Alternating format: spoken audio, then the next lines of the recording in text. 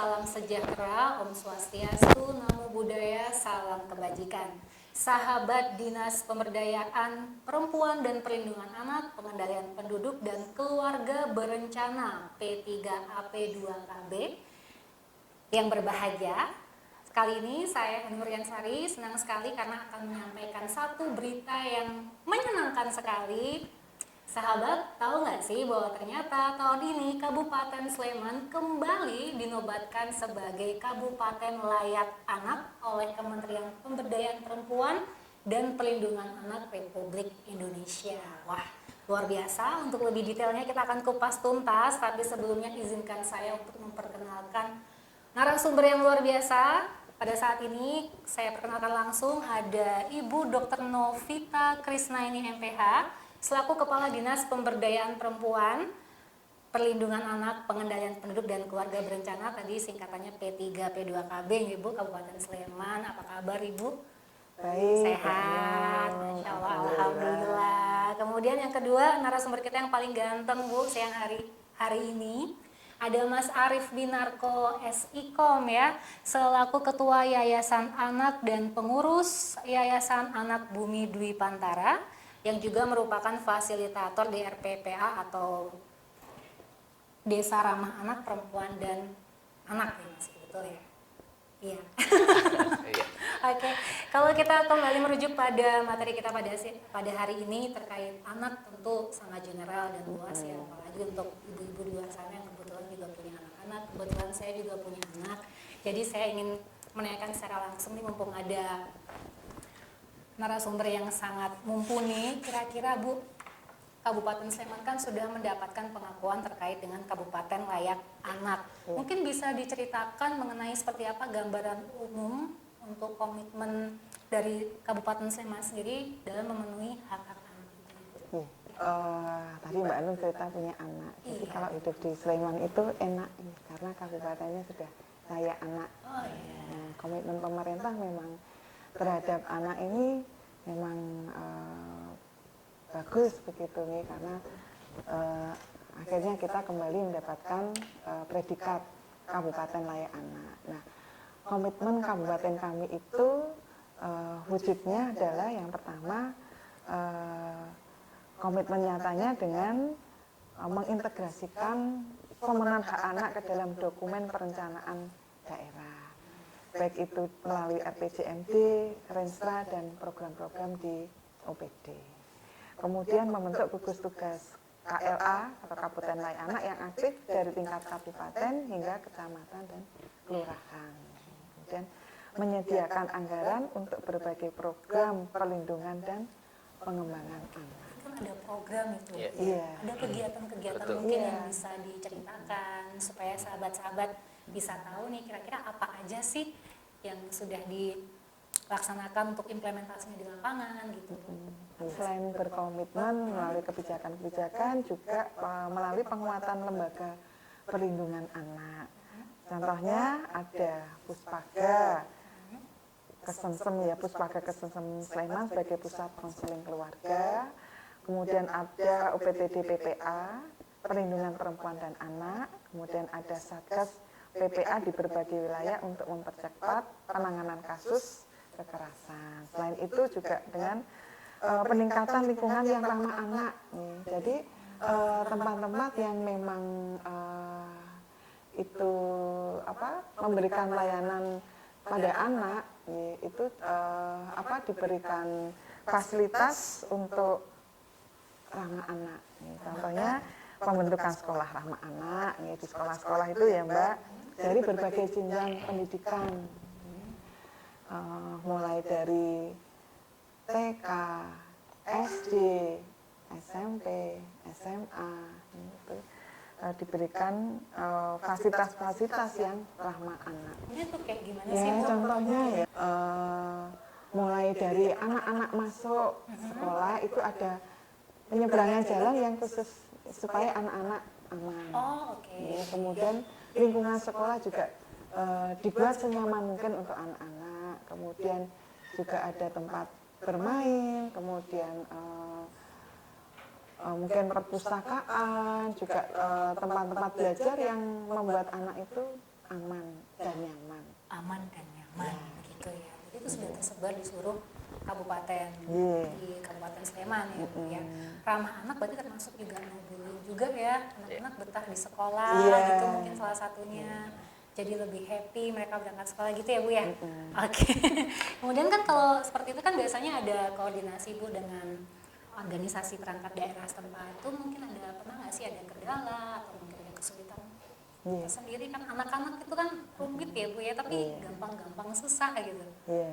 Ya, memang untuk mendukung Kabupaten Layak Anak ini kan nggak mungkin Mbak kalau yang mengerjakan hanya dibebankan ke dinas P3 P2 KB, tetapi ini harus direngkuyung bareng dengan hampir semua OPD ini terlibat. Ini termasuk tidak hanya dari OPD pemerintah, tapi juga peran-peran swasta itu juga terlibat, termasuk LSM itu juga terlibat. Mungkin temannya Mas Win juga terlibat juga nih di dalam. Terlibat.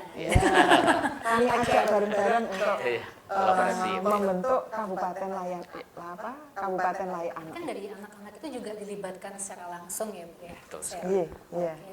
Kemudian untuk ketika anak-anak ini dilibatkan, sebenarnya apa sih mungkin apakah itu dengan menciptakan kegiatan yang mereka bisa terlibat di situ atau hanya sebatas mereka melaksanakan kegiatan yang sudah dibuat seperti apa? Sebetulnya keterlibatan anak memang kita libatkan, tetapi di dalam untuk memenuhi sarana prasarana tentunya tidak melibatkan anak. Kalau anak ini lebih banyak, kalau menurut saya lebih banyak kita libatkan di dalam pelaksanaan. Iya, pelaksanaannya. Sebenarnya dikatakan anak itu dari usia sampai usia berapa nih, Mas? Ya, kalau kita melihat kita sudah memiliki berbagai macam kebijakan ya. Salah satunya adalah kebijakan Undang-Undang Perlindungan Anak nomor 35 tahun 2014, di mana anak adalah seseorang yang berusia mulai dari 0.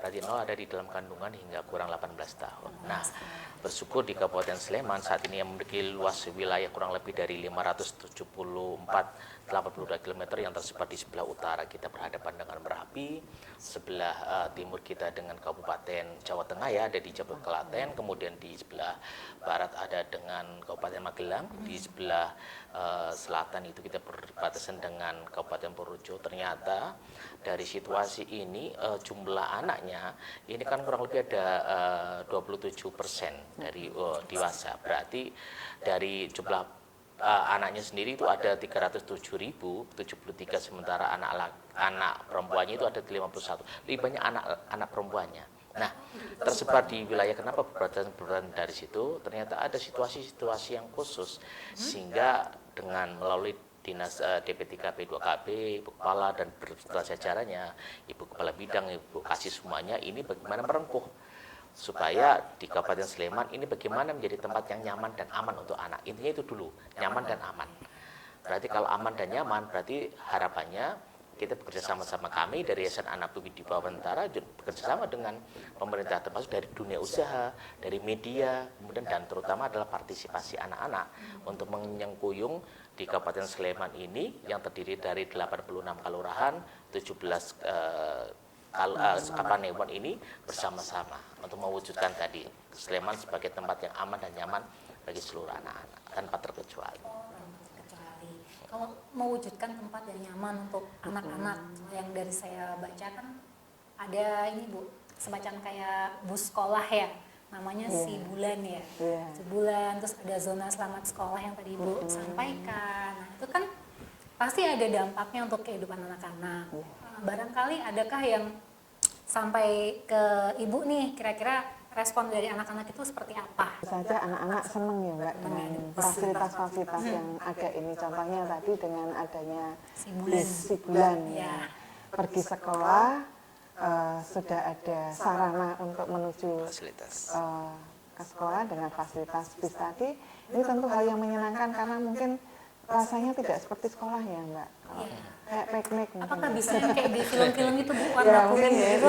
Ya. Jadi mungkin kayak sekolah itu menjadi lebih senang lagi ya, karena naik bis bareng dengan teman-temannya yang banyak. Ya, mungkin tidak ada temannya ngobrol, ada temannya bermain. Jadi mereka semuanya mungkin bisa tambah taman ya, jadi mungkin ada tempat untuk bercerita, untuk apa ya, mungkin saling berkeluh kesah, itu kan juga lebih nyaman anak-anak itu dengan temennya daripada dengan ibunya nih barangkali. Waduh, itu tuh untuk bisa diakses semua sekolah atau mungkin hanya untuk anak-anak usia tertentu sih untuk dapat fasilitas di bulan ini?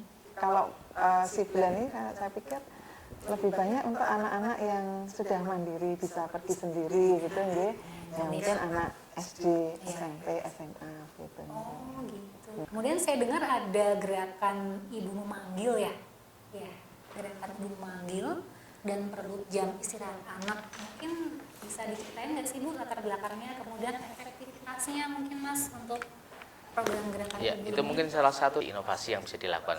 Tadi ada gerakan ibu memanggil, kemudian ada geberpenak, gerakan bersama perlindungan anak. Nah, ini sudah menyangkut secara keseluruhan juga dari sehingga semua OPD bukan hanya di P3P 2KB, tetapi semua elemen-elemen OPD-OPD yang ada di Kabupaten Sleman itu mensupport bagaimana terkait dengan pemenuhan dan perlindungan anak. Nah, ini menjadi bagian kenapa ada Kabupaten Layak Anak. Kabupaten Layak Anak itu adalah sistem pembangunan yang dimana ini berbasis hak anak yang mengintegrasikan, jadi ada peran pemerintah, peran masyarakat itu sendiri, kemudian dari dunia usaha untuk menciptakan lingkungan yang mendukung tumbuh kembang anak. Nah, dari kewenangan itu maka berbagai macam program yang diinisiasi oleh Kabupaten Sleman melalui bidang PPHA juga, kemudian perlindungan anak dan OPD-OPD yang lainnya, ini sebenarnya untuk merangsang bagaimana sih peran dari pemerintah bekerja berelaborasi, kolaborasi dan bersinergi bersama-sama mewujudkan Kabupaten Layak Anak. Jangan-jangan ini hanya di tingkatan administrasi saja, tetapi realita di lapangan itu belum terwujud. Nah, sehingga kami dari penggerak perlindungan anak bersama-sama nih bagaimana ketika misalkan kita merespon ada kasus, bagaimana peran kita. DP3 sudah memberikan pelatihan, kapasitasi bagi kader-kader tingkatan di kalurahan misalkan. Maka kami berupaya bersama-sama bagaimana kader-kader itu melek terkait dengan situasi terkait yang ada di masyarakat. Misalkan ada kasus, ketika misalkan kita melihat kasusnya ada di daerah Prambanan atau di Cangkrian misalkan, kalau saat itu harus direspon menuju kabupaten, jaraknya sangat jauh sekali, lebih dari 20 kilo, sehingga ada kawan-kawan kader perlindungan perempuan anak yang ada yang sudah difasilitasi kapasitasi melalui program dari DP3 BKP di tingkat kalurahan. Nah, itu berupaya untuk memanage sehingga ketika ada persoalan respon cepatnya itu dilakukan terlebih dahulu. Ketika respon cepat nanti ada bidan desa cek kesehatannya. Kemudian kader yang lain urusannya terkait dengan bagaimana ini harus telepon kemana nih? Oh, FPKK, ternyata di Kabupaten ada forum penanganan korban kekerasan dan direspon juga. Nah, seperti itu, mungkin ini masa-masa situasi yang kritis, maka ada rumah sakit di Kabupaten Sleman sudah diwujudkan untuk merespon para korban yang itu semua terfasilitasi secara gratis. Korbannya cukup tinggi. Iya, nah bahkan yang disampaikan Mas Win tadi itu, bahkan di semua puskesmas di Kabupaten Sleman itu ada psikolognya. Oh iya, sekarang sudah lengkap. Jauh-jauh, kalau ada permasalahan terkait dengan permasalahan anak, bisa mengakses ke puskesmas. Itu dikenakan biaya nggak sih Bu? Kalau Kan kayak konsultasi. ya, kalau ada dia punya BPJS, kan sekarang juga coverage untuk jaminan kesehatan ini di Kabupaten Sleman kan juga cukup tinggi. Jadi hampir semua kan sudah 98% kan sudah punya kartu BPJS jaminan sosial nih. Artinya untuk mengakses puskesmas dan terutama untuk konsultasi masalah psikologis ini bisa ditanggung oleh BPJS. Oh, berarti bisa free. Ya.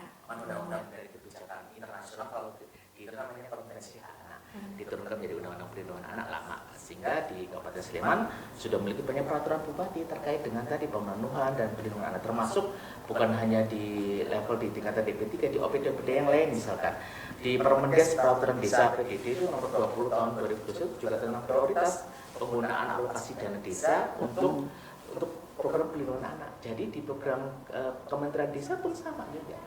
Tapi saya penasaran deh Mas, kalau selaku ibu ya, Iya. sebagai seorang ibu ya, dikatakan case perlindungan anak, sebetulnya sejauh ini case-case apa sih Mas yang mungkin bisa di-share, yang boleh di-share yang ternyata ada loh case anak A, case anak B, supaya kami sebagai orang tua juga bisa lebih aware gitu. Case-case seperti apa sampai harus ada perlindungan anak gitu.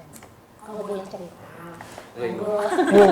Sebetulnya tidak jauh dari berita-berita yang Berita-berita itu yang gitu ya, sekarang seperti lagi hot gitu ya, termasuk kasus bullying, kemudian kasus kekerasan pada anak, baik kekerasan fisik, kekerasan verbal, kekerasan seksual. Ya, saya pikir juga di Sleman pun juga terjadi kasus-kasus seperti itu.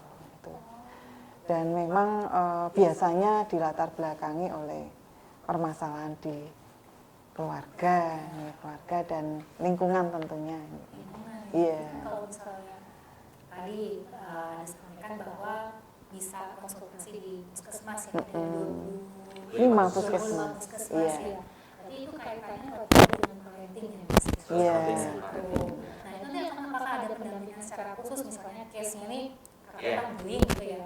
Itu pendampingan khususnya seperti apa sih Iya. yang sudah terjadi di Iya. sini? Jadi saya cerita terkait dengan penanganan terhadap kasus-kasus anak ini kan juga mulai dari preventif, promotif, kuratif dan rehabilitatif gitu nih. Promotif, preventif tentu kita lebih banyak memberikan penyuluhan-penyuluhan, termasuk tadi ya Pak, ada geberpena, kemudian ada penyuluhan-penyuluhan di sekolah, dan akhir-akhir ini kami juga di dinas kami itu juga sering dapat permohonan sebagai narasumber untuk pencegahan bullying di sekolah-sekolah. Nah, terkait dengan penanganan pendampingan anak-anak yang berkasus ini, kami sebetulnya punya beberapa fasilitas yang mudah diakses oleh masyarakat, nih, selain tadi di tingkat kepanewon ya, baik dari desa pun kan bisa ke puskesmas, tadi di situ ada termasuk si satgas, ada psikolog. Kemudian di tingkat kabupaten kami ada Puspaga, ada UPTD. Kemudian juga di dinas kami ada bidang PPA dan perlindungan perempuan dan anak gitu. Kemudian juga kadang-kadang tidak melalui kami, tetapi ada yang bisa dari Polres, kemudian dari tadi yang dari desa, dari kader-kader desa itu aksesnya gampang sekali, dan penanganannya kami memang tidak terus hanya ditangani oleh misalkan Puspaga atau UPTD, tapi tetap kita melibatkan instansi yang lain tergantung dari kasusnya juga. Penilaian kita teliti, kita assessment ya, apakah kasus ini cukup didampingi dari dinas kami, misalnya Puspaga atau UPTD, ataukah harus melibatkan misalkan rumah sakit ataupun barangkali kepolisian juga memungkinkan ya untuk kasus-kasus tertentu begitu. Menurut Ibu udah efektif dengan adanya? Iya, kita kan ada satgas, jadi yang memang melibatkan instansi-instansi, baik instansi pemerintah maupun instansi vertikal, dan tadi tempatnya Mas Win ini LSM juga kita libatkan ya Mas. Saling bersinergi ya? Iya, saling, sehingga harapan kami dengan adanya akses kemudahan ini, kemudian juga masyarakat tadi yang secara promotif preventif kita sarankan supaya jika ada kasus-kasus itu jangan takut untuk melaporkan. Nah, ini supaya tidak terulang begitu, nih, masyarakat sadar. Gitu. Tapi sebenarnya sekolah pun juga sebagai tempat yang ibaratnya tuh rumah utamanya anak-anak itu sebenarnya juga berperan penting juga untuk mendeteksi adanya kasus-kasus itu. Berarti ada report juga dari sekolah itu mungkin pernah atau dari orang tua langsung? Iya. Untuk sekolah kan memang kita sudah memiliki peraturan namanya Permen 46 tahun 2023 ya, di mana memang semua di tingkatan sekolah mulai dari tingkatan terkecil sampai kampus pun memiliki tim TPPK, tim pencegahan penanganan kekerasan di sekolah. Nah, fungsinya apa? Fungsinya salah satunya adalah preventif untuk mencegah situasi kerentanan yang terjadi di lingkungan sekolah. Sehingga siapa? Ya semua warga sekolah, mulai dari security sampai belakang ada di kantin itu harus merespon terkait dengan situasi. Nah, caranya bagaimana caranya? Ya salah satunya memberikan pelatihan terlebih dahulu. Salah satunya adalah misalkan Dinas TP3 BKP, Kabupaten Sleman bekerjasama dengan Dinas Pendidikan untuk pelatihan konvensi anak untuk melihat situasi kerentanan di sekolah tersebut nantinya. Nah, kemudian untuk anak-anak sendiri kan ada forum anak ada di tingkatan level mulai tingkatan kelurahan ada, di Kapanewon juga ada, kabupaten, kota sampai provinsi ada. Nah, di Kabupaten Sleman alhamdulillah bersyukur anak-anak ini memiliki ruang untuk berdialog bersama-sama. Perannya dia sebagai dua pelopor dan pelapor. Pelapor apa? Pelopor hal-hal yang positif terkait dengan apa yang bisa dilakukan, sehingga dia bisa menjadi agen perubahan baik di lingkungan dia di kualitasnya keluarga, di lingkungan pendidikannya, sekolah, atau di lingkungan masyarakatnya. Pelapor, kalau ada sesuatu persoalan dia bisa melaporkan, karena hari ini mohon maafnya ada situasi di mana antara orang tua dan anak-anak itu kelekatannya kan sangat tinggi sekali. Anak-anak kita ini lebih senang curhat kepada teman sebayanya, atau hari ini dengan menggunakan digital AI ya, sehingga AI sehingga apapun dia curhat ke situ, padahal ada orang tua yang memfasilitasi secara semuanya, tapi curhatnya pada teman. Ya kalau teman itu baik saja, kalau tidak ada tahu apa yang terjadi, sehingga kita bisa melihat tingginya kasus dari Januari sampai bulan Juni tahun 2022 di daerah istimewa Yogyakarta misalkan jumlah keretanya sudah hampir 300 anak di daerah istimewa Yogyakarta. Nah, Sleman berapa kira-kira pelanggaran dengan perempuan? Nah, persoalannya baik dengan kekerasan, perundungan, pelecehan seksual, di grooming melalui online. Nah, hal ini persoalannya ada di digital lebih banyak. Betul. Sehingga peran anak sebagai pelopor dan pelapor respon bersama-sama itu, sehingga TP3 sebagai ruang sekretariatnya ada perumahan ini untuk berbagi merespon situasi anak-anak. Nah, ini pentingnya bagaimana ruang partisipasi. Di kelurahan pun ada perumahan. Nah, beberapa kelurahan yang kami dampingi misalkan alhamdulillah terfasilitasi melalui anggaran dana desa dan alokasi dana desa. Tapi kalau bagaimana Ibu? Oke, siap. Boleh. Oke. Yang dari yang disampaikan oleh Mas Win tadi ya, terkait dengan disinggung tadi masalah parenting. Ini memang penting sekali, dan memang sekarang itu kan nampaknya ada fenomena fatherless gitu, sosok ayah. Makanya sekarang kita dengan kegiatan GASA, gerakan ayah sayang anak. Kemudian juga kita ada gerakan kegiatan parenting ayah yang biasanya diikuti oleh ayah atau calon anak. Calon ayah. Oke. Yang belum nikah itu. Oh iya, baik, siap. Nah, itu kita berikan ilmu-ilmu tentang pengasuhan anak. Nah, harapannya salah satunya adalah supaya tidak terjadi kekerasan pada anak tadi itu. Itu menjadi agenda. Iya, rutin. Bahkan kita didukung dari Dewan, PKK, kemudian juga dari masyarakat sendiri juga. Tapi itu berkala kan berarti setiap bulan atau gimana kegiatan tadi? Kita hampir semua desa kita datangi, Mbak. Ya, program GASA itu hampir semua desa. Kemudian kita mohon untuk mengumpulkan ayah maupun calon ayah untuk kita berikan ilmu terkait dengan pengasuhan anak. Jadi pengasuhan anak itu kalau bisa menjadi tanggung jawab orang tua, ayah dan ibu. Tidak hanya ibunya saja. Kan biasanya kan wes ibumu wae. Nah, gitu tuh enggak. Mungkin yang yang kita zaman anukan ke ayah juga. Tapi kalau terkait dengan parenting, saya juga pengen sharing sih, Mas. Kaitannya dengan digital. Kadang kan sebenarnya digital itu seperti dua mata pisau juga ya. Satu sisi kita dimudahkan, satu sisi ya pasti ada dampaknya juga. Cuman kan yang sejauh ini kadang contohkanlah anak itu nggak bisa dipisahkan dari gadget, Mas. Nah, sedangkan informasi dari gadget itu kan takutnya ada beberapa yang seharusnya nggak boleh dikonsumsi anak-anak gitu kan, tapi kayak memberi dampak yang cukup signifikan untuk mereka di kehidupan mereka. Contoh kayak penggunaan bahasa, kebiasaan, mungkin tadi Mas Win bilangnya grooming ya, apalagi model-model game online. Saya sebenarnya kurang ngikutin sih, cuman kayak game-game online gitu ternyata ada interaksi di situ ya. Itu gimana Mas kira-kira? Mungkin bisa diceritakan fenomena yang ada. Kalau melihat fenomena dalam terbelakang saat ini, beberapa kasus memang melalui ranah digital itu trennya semakin naik. Ini seperti halnya ada salah satu pelaku dan korban yang asal sama anak-anak juga, ya kenalnya melalui platform TikTok misalkan. Ada dari kepolisian kita sedang dampingi juga. Prostitusi online di wilayah anak SD, yaitu terjadi realita di lapangan. Tetapi bagaimana upaya itu? Nah, problematika di lapangan dari hulu ke hilir misalkan. Kan tadi saya katakan ada kelekatan yang tidak terbangun antara tadi Ibu Kepala mengatakan situasi bapak dan ibunya itu tidak melihat situasi anak-anaknya. Kadang egoisnya orang tua ya, yang penting udah pasrah kepada ibunya. Padahal bukan. Sehingga ada program baru dari DP3P2K, salah satunya gerakan Ayah Sayang Anak itu salah satunya ingin bersama-sama. Kalau tanggung jawab anak ya antara bapak dan ibu, ayah dan bunda dan semuanya itu semua berperan aktif.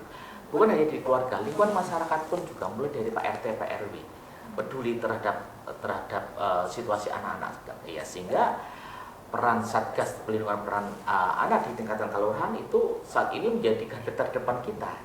Karena yang merespon situasinya. Nah, sehingga banyak laporan-laporan yang di mana dilaporkan oleh Satgasnya. Satgasnya juga beranggota ada Pak Babin, Pak Babin Kamtibnas, semua tokoh agama termasuk ada Karang Tarunanya bersama-sama. Nah, dari situasi fenomena digital ini memang penting pengetahuan yang perlu diasah adalah pengetahuan terhadap orang tuanya.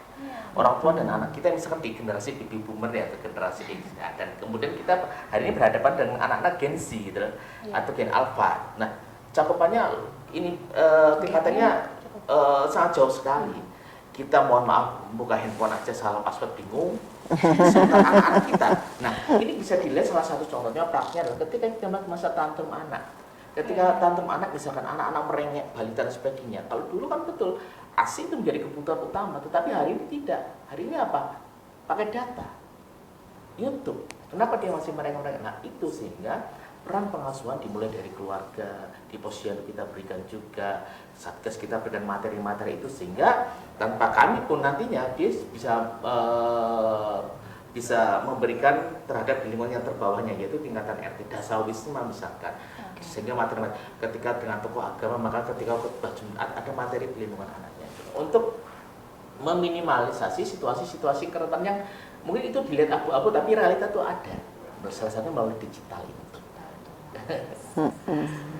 Tapi kan susah ya saya secara implementasinya tuh, karena tadi di awal ya saya merasakan anak saya kebetulan balita ya, terkadang itu ya kayak saya sebutkan tadi dua mata pisau. Saya merasa terbantu dengan kemudahan, tapi satu sisi jadi ketergantungan. Mungkin ada nggak sih Mas, Ibu kira-kira solusinya buat kami mungkin ibu-ibu di luar sana, bapak ibu, sahabat di luar sana yang kebetulan punya anak-anak gitu kan?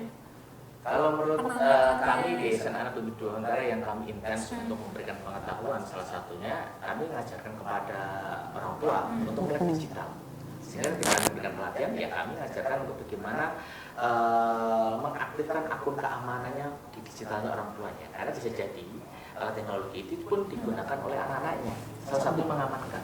Kedua, paham logaritma cara berpikir media sosialnya. Mohon maaf ya, antara anak dan orang tua bisa jadi tidak berteman di dalam media sosial. Itu terjadi di lapangan. Oh iya. Tidak berteman. Karena apa? Jangan-jangan orang tuanya mengkepoin status atau apapun platform media sosialnya anak-anaknya. Padahal penting sekali peran orang tua menjadi bagian yang ramah di digital, sehingga dia ya harus berteman dengan anak-anaknya. Kita bisa cek akunnya anak-anak hari ini, kita yang satu hanya yang terpampang di medianya satu, tapi ada second akun, second ketiga dan sebagainya. Akun yang ketiga itu ada untuk menyembunyikan informasi-informasi yang dirasa orang tua tidak diperbolehkan mengetahuinya. Nah, ini yang menjadi pentingnya family control, family link dan sebagainya menjadi kebutuhan hari ini. program sudah ada nih dari Dinas DP3, P2KB bersama jajaran dan sebagainya. Tapi bagaimana mengimplementasikan di tingkatan level terbawah. Nah ini yang saat ini sedang dibutuhkan. Program tadi ada gerakan Gaza, ada Keberbenak, kemudian ada Satgas PPA. Kita sudah berembrio banyak sekali. Tinggal bagaimana menguatkan embrio-embrio yang kecil itu. Dan terutama adalah bagaimana mengajarkan kepada forum anak untuk menjadi bagian terpenting di dalam pemenuhan dan pelindungan anak. Karena kalau kita sadari ya, kalau kita berpikir bahwa semua anak-anak kita, maka ya setiap dari kita, baik sebagai orang tua, individu, pendidik, tetangga, anggota masyarakat itu memiliki peran yang sama untuk melindungi anak-anak tanpa terkecuali. Tapi kalau saya boleh bertanya, kira-kira boleh ya Bu? Boleh. Kira-kira ada nggak sih hal positif yang bisa kita terapkan ke anak terkait dengan digitalisasi tadi? Ada nggak sih manfaat Banyak. digital ini? Iya, tentu saja ada Mbak.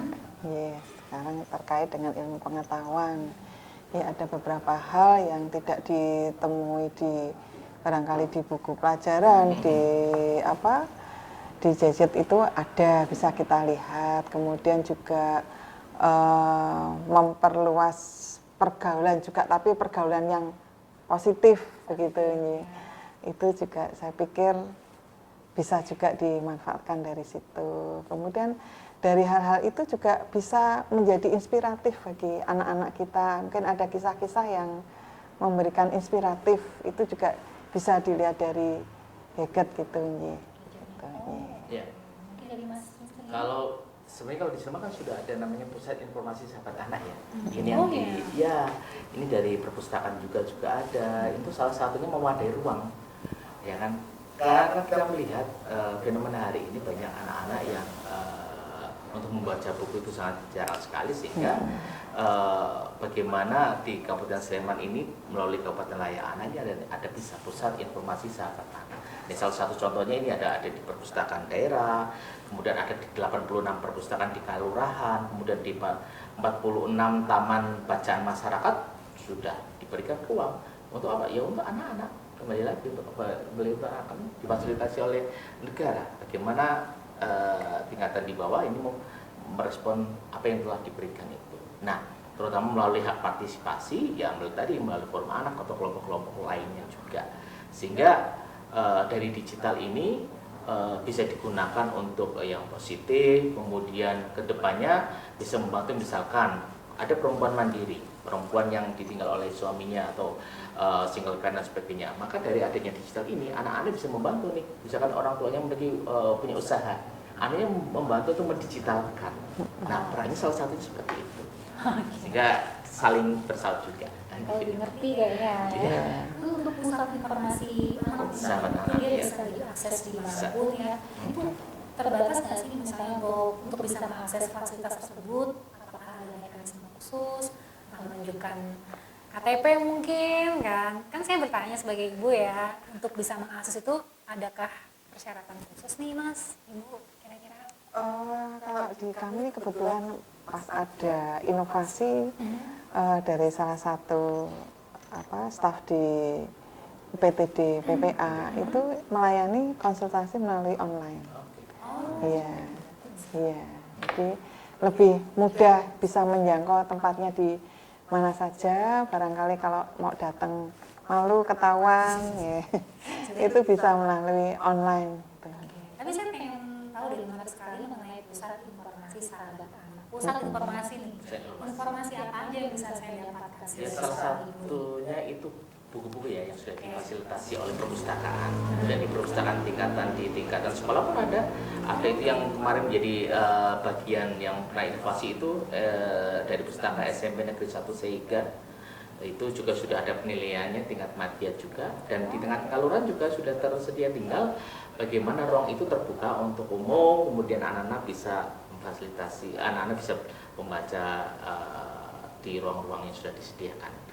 Di sisi lain, forum anak pun menjadi bagiannya juga ketika misalkan ada sesama anak yang ingin ngobrol, konsultasi dan sebagainya, dia membuka ruang melalui online, curhat anak online sesama anak. Nantinya di forum anak ya, Misalkan di forum anak namanya forang, kalau di sana namanya forang ini misalkan dia kan hanya merespon aja, artinya dia juga berkomunikasi dengan psikolog dari puspaga kesensem. Nanti seperti apa mau ditemani oleh teman forang juga boleh, atau sendiri juga boleh, atau diantar langsung ke puspaga kesensem juga. Ini selalu membantu. Nah itu edukasi, penting sekali mengedukasi kepada anak-anak karena ruang partisipasi itu menjadi bagian yang penting. Ya. Ini sejak tingkatan internasional, nasional, di daerah pun ternyata partisipasi anak menjadi kebutuhan hari. Dan tidak hanya untuk anak yang sehat, anak yang sakit di rumah sakit, di puskesmas itu juga tersedia layanan perpustakaan yang menyediakan buku-buku cerita. Baik untuk yang sakit maupun untuk yang nunggu, ini itu bisa memanfaatkan. Pemerintah juga mendukung. Ya, swasta juga ada. Saya pengalaman di rumah sakit itu ada pihak bank yang memberikan bantuan buku-buku cerita anak. Ya, kemudian dari PKK, kemudian dari perpustakaan pusat itu juga banyak membantu. Perpustakaan itu juga di rumah sakit juga kan ada online juga. Iya. Yang fisik buku ada. Itu boleh tahu nggak sih lokasinya di mana aja? Mungkin bisa diinformasikan ke sahabat juga. Di mana sih kita bisa datang ke perpustakaannya? Perpustakaan daerah ya, perpustakaan daerah juga Ada. Kemudian Perpustakaan keliling, keliling juga iya. ada. Yang pakai bis itu nggak sih? Iya, mirip bis kecil. Kemudian ada di taluran ya, di ruang Iya. baca itu juga sebagai ruang untuk hari ini kan ya bagaimana ayo kembali membaca. Nah itu sehingga termasuk komunitas ya, beberapa coffee shop kedai kopi di Kabupaten Sleman pun juga sudah memberikan ruang. Oh iya. Iya. Ada Sleman City apa? Sleman City ya, kreatif ya, Sleman City itu sebagai pusat untuk kreativitas anak-anak di Kabupaten Sleman. Sleman City Kreatif itu di mana? Di belakang terminal Condong Catur. Oke. Sleman ya, itu salah satunya menjadi ruang untuk kreativitas anak-anak. Banyak sekali sebenarnya potensi yang dimiliki oleh masyarakat anak-anak di Kabupaten Sleman ya. Tinggal bagaimana menguatkan itu semuanya. Karena kita hari ini berhadapan dengan digital, berhadapan dengan ada situasi persoalan-persoalan, tapi bagaimana ini bisa terwadai ruang. Kenapa anak-anak yang punya energi yang berlebih itu melakukan hal yang negatif? Karena tidak ada ruang. Di rumahnya tidak pernah disapa oleh orang tuanya, di sekolah dia dianggap didiamkan saja, nah, sehingga harus ada wadah untuk menyalurkan energi-energi yang berlebih itu dengan hal yang positif. Salah satunya dari kegiatan apapun. Ada RPRA, ruang bermain ramah anak. Ya, salah satunya untuk fasilitas anak, bisa untuk lari-lari, untuk main skateboard di beberapa tempat, misalkan di ruang bermain ramah anak. Ada untuk yang balitanya juga, ada yang usia belasan tahun bisa terfasilitasi. Itu bisa jatuh free ya? Itu Free ya? Free ya? Free ya? Iya, fasilitas untuk warga Semua semuanya. warga Kabupaten. Sejauh ini efeknya gimana Mas? Efeknya bersyukur ya. Kita lihat cek di depan DP3 PDK Wisata. Banyak anak-anak yang berolahraga, bermain game, nge-gym secara free juga. Gym juga free? Ada. Di depan. Mau nyoba, Mbak? Ini salah satu upaya itu. Oke. Ya, untuk melakukan energi-energi yang berlebih itu salah satunya dengan berolahraga. Oke. Karena kadang mungkin sahabat di luar sana ya, mungkin ibu bapak kalau memang fasilitas mungkin pertanyaan yang paling gratis apa enggak gitu kan, takutnya ada biaya tambahan A, B, C, D kan seperti itu ya. Khawatir, Mbak. Kalau di Sleman itu banyak yang gratis juga. Oh baik. Contohnya di Dengung kan ada. Saya dulu ada taman ya Bu ya, taman layak anak itu gitu. anak-anak juga bisa bermain ayunan, kemudian yang muter-muter itu juga nggak ditarik. Oh gitu. Ya, ini salah satu upaya untuk bagaimana sih mudah-mudahan di tahun 2045 sebagai kita mencoba generasi emas loh, yang benar-benar kita masih ada ya, menciptakan generasi emas betul-betul tercapai. Dan saya itu ya dimulai dari siapa? Ya targetnya ya seluruh anak-anak terfasilitasi, mulai dari Kabupaten Sleman yang sering dihadiri, mungkin sering didatangi juga ibu ya, didatangi oleh tokoh-tokoh dari kementerian juga hadir dari kelurahan yang merespon langsung upaya apa yang telah dilakukan oleh masyarakat. Tapi tetap tidak menutup kemungkinan dong bahwa digital itu tidak bisa dilepaskan dari anak-anak. Ya, Iya. ya, hari ini jadi kebutuhan. Sehingga edukasi hari ini ya lebih banyak ke edukasi digital. Ada tips nggak Mas?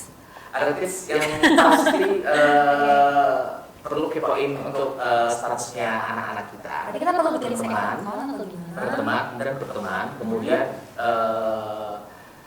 apapun yang dilakukan oleh anak kita tetap mengontrol, boleh untuk meminta anak untuk mengizinkan untuk membuka alat komunikasinya kita, tapi kita harus izin terlebih dahulu karena bagaimanapun juga anak-anak harus diingatkan di luar sana bisa jadi itu ada hal yang berbahaya, sehingga di rumah harus selesai di rumah terlebih dahulu untuk ketika ada do and dance apa yang boleh dan apa yang tidak boleh dilakukan di dalam media sosial. Misalkan kita tidak boleh menuliskan alamat lengkap, kita tidak berhak menuliskan nama panjang atau nomor kontaknya dan sebagainya. Karena apa? Bisa jadi ada orang-orang yang menyukai anak ini, istilahnya adalah pedofil, itu akan menyasar anak-anak tersebut dengan mencuri foto-fotonya kita, kemudian digantilah profil dewasa menjadi profil anak-anak, sehingga nanti ada ancaman, pemerasan, intimidasi, kemudian suruh mengirimi uang atau apapun ini. Nah, sehingga orang tua itu harus aware terkait dengan situasi anak-anak kita hari ini. Nah, pentingnya keluarga, ketahanan keluarga itu harus dioptimalkan terlebih dahulu. Program dari DPT itu sudah banyak sekali, tetapi kalau di keluarganya nggak kuat, ya sama saja. Fondasi harus kuat, mulai dari keluarga. Sehingga, ayo para orang tua, bapak ibu, mari quality time-nya lebih banyak lagi. Jadi kalau izin ya, saya mulai menyoroti sedikit izin. Setuju nggak sih dengan terkadang di luar sana public figure ada yang sengaja nggak pasang foto anaknya di sosmed, apa itu bagian dari satu perlindungan untuk anak juga. Kemudian boleh nggak sih di-share cerita case-case-nya apa aja sih mungkin yang bisa di-share di sini ya, Mas ya, supaya kita sebagai orang tua juga bisa aware ke depannya terkait kaitannya dengan digital, case-case yang sudah ada. Sebenarnya kalau masuk di UPT Kabupaten Sleman ini, misalnya di P3 PDOKP kan beberapa psikolog sudah menangani kasus-kasus yang online ya. Kami juga sudah sering berdialog juga. Kalau di bentuk-bentuk di online itu sebenarnya ada kasus kekerasan itu sebenarnya ada 4. Pertama adalah ada sextortion, ada online grooming, ada GSM. Itu materi-materi terkait dengan pornografi, ada online grooming, jadi orang dewasanya yang menjadi anak-anak, ada setting. Kemudian setting ini anak-anak secara sukarela mengupload foto-fotonya apapun dan merekamnya sendiri. Ini sangat berbahaya. Ada sextortion, ada orang dewasa yang menyamar jadi anak-anak untuk mengintimidasi. Nah, situasi ini harus dipahamkan terlebih dahulu orang tuanya. Ada situasi yang melawan. Sehingga permainan-permainan hari ini, apapun itu, game-game online dan lain sebagainya, pun orang tua harus mengetahui. Karena apa? Kasus kekerasan dimulai dari hal yang terkecil, dimulai dari permainan-permainan online dan sebagainya. Sehingga kita bisa cek, kenapa anak-anak itu jarang berbicara, jarang matur kepada orang tua. Apa? Dia sudah nyandu. Kalau kecanduan, efeknya adalah ke online tadi. Ya, upayanya sudah dilakukan oleh DP3 dengan cara pencegahan, program-program dan sebagainya. Tapi ya orang tua dong, orang tua yang harus benar-benar aware terkait dengan situasi lah. Orang tuanya itu kadang kapten, ada orang tuanya juga yang menjadi korban. Jadi anaknya lebih pintar nih. Anaknya lebih pintar. Programnya sudah ada, tetapi realita di lapangan orang tua yang penting kalau pelatihan masuk kanan masuk kiri. Padahal ini saran yang penting untuk mengedukasi. Iya. Pak, saya boleh menambahkan, kebetulan saya dokter ya. Iya. Kalau saya melihat dari sisi kesehatan, memang ada sisi positif, ada sisi negatif ya. Kalau boleh saya, karena memberikan dampak juga ke psikis maupun ke fisik. Fisiknya salah satu kalau terlalu lama menggunakan itu kan juga tidak baik, jadi Radiasi ya Mas? capek. Boleh tahu nggak sih Bu, sebagai dokter tuh radiasi tuh apakah dia tuh dampaknya tuh akan terlihat dalam jangka panjang atau mungkin kadang saya suka ngomong jangan kelamaan lihat HP nak, nanti matanya memang iya, dampaknya tidak bisa dilihat hari ini, sehari ini, 2 hari, seminggu, sebulan, kayak lagu itu loh Mbak. Kalau 3 minggu ini, minggu depan. Artinya memang dampaknya tidak bisa dilihat sesaat, tetapi ini jangka panjang. Bisa saja karena keseringan mata juga lelah nih kalau melihat, apalagi tulisannya kan juga kecil-kecil, terus sinar. Kadang-kadang anak-anak bermain HP ini juga sukanya malah di tempat yang gelap. Ya, itu tentu akan membuat kelainan juga di Kalau matanya. layarnya diturunin tuh Bu, misalnya diturunin Sama namanya saja. keterangannya tetap ya. Itu malah nggak Oh, nggak kelihatan. Jadi saya pikir tetap waktu itu juga perlu diperhatikan. Jangan terlalu lama menggunakan gadget nih. Harus istirahat, dibatasi. Saya lihat anak-anak itu sekarang keluhan orang tua ini, kalau sekarang malam tidurnya tidak main lagi, tapi mainnya dengan gadget. Jadi saking kurangnya istirahat, dampaknya ke fisik. Ya, ada beberapa penyakit kalau kondisinya tidak fit, kan mudah sekali penyakit datang. Sebenarnya jam tidur malam untuk anak yang ideal tuh jam berapa sih? Dokter ini. Ya, kalau menurut saya, ya sebaiknya jangan lebih dari jam 9 malam. Itu sudah harus istirahat, jam 9 itu sudah istirahat kalau untuk anak-anak. Tidur siang tuh wajib nggak? Kalau menurut saya sebaiknya, kalau sekarang mungkin tidak mungkin ya Mbak, karena kalau kita lihat sekolah itu sampai sore, masa di sekolah mau tidur. Kebetulan kalau di sekolah saya ada jam tidur siang. Ya itu ya sebaiknya itu akan lebih baik karena kan tubuh istirahat gitu. Tapi kalau tidak memungkinkan ya itu tadi tidur secepat mungkin ya, jadi jangan terlalu malam. Gitu. Iya, karena dampaknya banyak. Fisik sama psikologis tadi Mbak. Mungkin yang kita lihat juga akan membawa ke perasaan. Fisik tuh maksudnya gimana? Fisik tadi itu capek mata, kemudian terlalu panjang kalau sudah asik itu ya, saya pengalaman juga kadang-kadang kalau tidak mengingat waktu bisa saja 4 jam, 3 jam, 5 jam hanya untuk main HP, itu kan membuat lelah. Padahal malam itu kan harus istirahat. Kalau nggak istirahat ya itu tadi, kondisi tubuh bisa turun, penyakit mudah datang. Yang lainnya istirahat cukup fit, ini karena dia nggak bisa kurang istirahat, misalkan ada yang batuk pilek, ya bisa saja dia cepat ketularan. Tidak hanya batuk pilek, infeksi yang lainnya juga memungkinkan untuk gampang. Iya. Tipsnya apa dong? Kalau tadi kan dari Mas Win udah nih, Ibu nih. Gimana caranya nih Ya, supaya tetap penggunaan HP itu dengan bijaksana. Tetap dibatasi waktu itu juga, saya pikir perlu sekali. Dan gunakan untuk melihat hal-hal yang memang kita butuhkan. Karena emang semakin maju eranya sekarang kayak susah melepaskan gadget digital dari anak-anak. Bisa membuat kecanduan juga. Iya, serba online ya Mas sekarang ya. Bayar aja pakai kris kan. Cashless kan sekarang. Tetap harus ada kebijaksanaan ya. Tadi Mas Win sampaikan mulai dari keluarga. Ini kita tekankan ke anak, boleh pakai HP, tapi ingat waktu dan jangan lihat yang aneh-aneh. Kira-kira kegiatan apa sih Bu yang bisa diterapkan ke anak-anak supaya nggak kelamaan main gadget nih? Misalnya, ya mungkin kalau di desa ya, Mbak, di desa kalau sekarang lagi ketika musim kemarau, main layangan. Saya senang kalau anak-anak tuh malah pergi ke sawah cari cebong, kayak kecilku Mbak. Oh iya, oke. Masih cari cebong juga nggak Mas? Oh, iya. Oh, enggak. Seneng, jadi kalau sudah keluar kakinya seneng ya. Oke.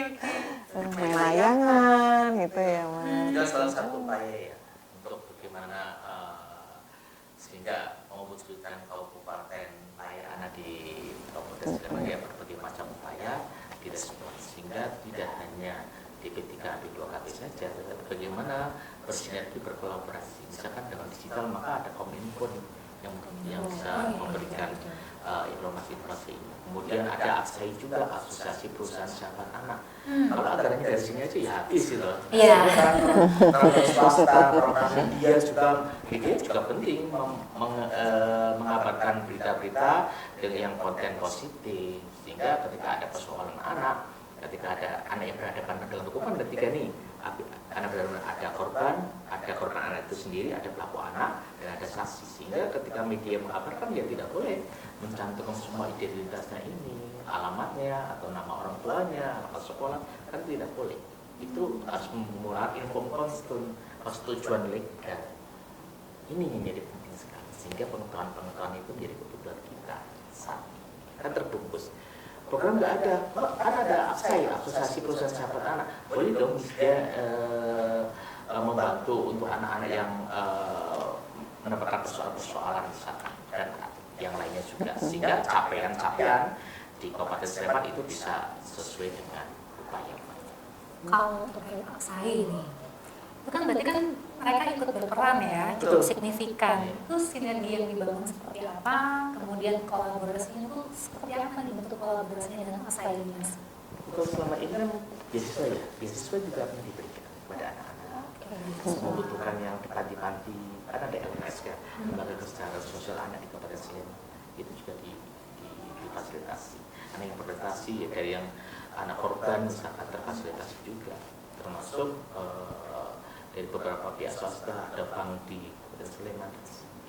Sudah berjalan berapa lama ya? Kalau ini kan kalau bicara tentang Kabupaten Layak Anak, ketika kita memulai ya semuanya ada di situ semuanya.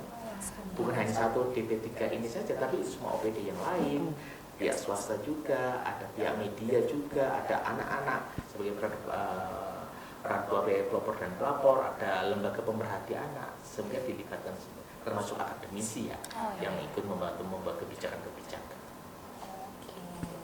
Dalam perjalanan menuju kabupaten melayani anak. Paripurna nih, harapannya paripurna. Amin ya. Amin. Pasti kan Amin. ada tantangannya kan pasti. Oh iya. Pasti. Kira-kira hambatan terbesar apa yang pernah dihadapi dan gimana cara mengatasinya nih? Kira-kira? Kalau dari kami sih, sebetulnya kami butuh komitmen bersama, ya. Karena kami dari pemerintah ya, yang melibatkan OPD-OPD lain ini yang kita butuhkan tetap berkomitmen mendukung Kabupaten Layak Anak sesuai dengan tugas pokok dan fungsinya, itu termasuk juga dukungan dari pihak swasta ini juga kami butuhkan. Jadi tetap harus kita berkomitmen bareng, jadi disonggo bareng-bareng supaya tetap Kabupaten Sleman tetap layak untuk anak. Ya, tantangan dan target utamanya ya harus memperkuat seluruh program yang sudah ada ya. Itu programnya harus berjalan, kemudian walaupun dia sudah berinovasi menghadapi tantangan baru ya, perlindungan anak terutama di dunia digital itu harus menjadi perhatian yang penting. Ini menjadi kebutuhan kita, dan merancang program untuk meningkatkan kualitas partisipasi anak dan penguatan kelembagaan di tingkat terkecil, yaitu di kelurahan, kabupaten kota. Kan ada yang namanya itu PATBM ya, betul sekali. Itu kan perlindungan anak terpadu berbasis masyarakat. Tadi kan saya mulai dari POV-nya Ibu dan Mas nih. Kira-kira dari masyarakat itu perannya gimana sih yang sejauh ini terhadap program-program yang sudah dicanangkan ini? Peran masyarakat gimana? Ya, yang jelas masyarakat mendukung gitu, mendukung dengan Kabupaten Layak Anak ini karena mereka akan merasa nyaman untuk tinggal di Sleman karena anaknya mendapatkan fasilitas supaya bisa hidup dengan nyaman begitu. Masyarakat bisa mendukungnya, bisa langsung dari anaknya, bisa langsung dari orang tuanya. Kalau anaknya ya melalui partisipasi anak, ya kegiatan-kegiatan anak sesuai dengan umurnya ya tentunya. Mungkin dengan pemerintah juga memberikan fasilitasi dengan lomba-lomba kegiatan untuk anak itu saya pikir juga salah satu yang mendukung Kabupaten Layak Anak. Juga orang tua juga demikian, tadi melalui peran-perannya sebagai orang tua, termasuk di dalam kebijakan di dalam rumah itu tadi dengan aturan-aturan yang baiklah begitu. Ini termasuk tadi penggunaan digitalisasi itu. Tetap setuju digitalisasi seperti itu. Iya, tetap tapi dengan harus bijaksana, terutama orang tua. Mungkin kalau dipisah mungkin ada layanan YouTube yang umum dan YouTube Kids itu kira-kira pas nggak sih? Kalau saya kok sulit ya. Sulit ya? Saya bayangkan saya yang bukan ahlinya aja kok. Karena Iya, padahal udah dipisah pun mereka masih bisa akses gitu.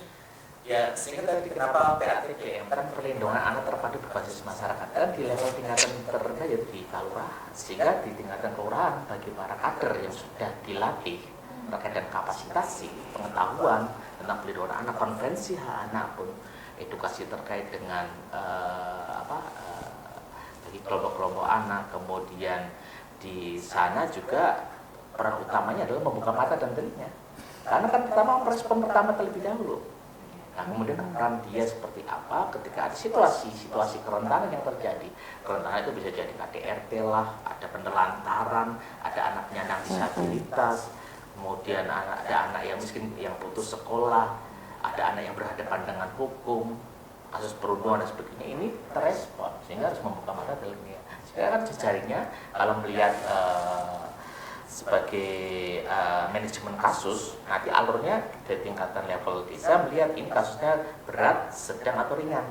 Kalau ringan bisa ada di situ, bisa di mediasi, kemudian kalau tingkat atas bisa dibawa lagi. Ada FPKK tingkat kapanewon, ada di OPT di sana. Nah, nanti ketika korban butuh ruang aman, di sana pun sudah ada rumah aman bagi anak korban atau perempuan yang mengalami kekerasan. Nah, rumah aman ya berarti ya aman dan nyaman, itu RT 0 RW 0. Kita belum tahu alamatnya ada di mana. Iya. Harapannya itu. Berarti kan untuk kenyamanan anak itu bergantung pada pertama parenting mungkin ini Keluarga, iya. Kemudian nanti kalau misalnya dari sisi tertentu mereka juga terbuka untuk Mulai dari tingkatan di bawah ya. tingkatan di bawah. Nanti kontak komunikasi secepatnya. Yang kata enggak, cek di bidang desanya tadi terlebih dahulu, harus naik lebih karena parah, misalkan kontak dengan OPT yang ada di Dinas DP3 Pedok. Mungkin ada platform digitalnya mungkin yang bisa diakses. Kalau komunikasi sudah call center sudah ada ya. Kalau mulai dari kemarin ada call center 129 itu, nanti dari kemudian pun nanti ke sini juga ke kita yang akan respon, terutama dari Malah nasional ya, Mas. Jadi kasus dari mana aja bisa aja orang dari Papua konsultasi ke sini, tapi biasanya diatur sesuai dengan lokasi. ya, misalkan salah satu contohnya kan di Dinas DP3 kemarin bisa telah mengembalikan korban trafficking ya, ibu juga, kemudian mengembalikan juga dari OPT ke daerah Sukabumi sepertinya anak-anak korban seksual juga. Memang seperti itu, buka mata, buka telinga, direspon. Buka hati. Oke.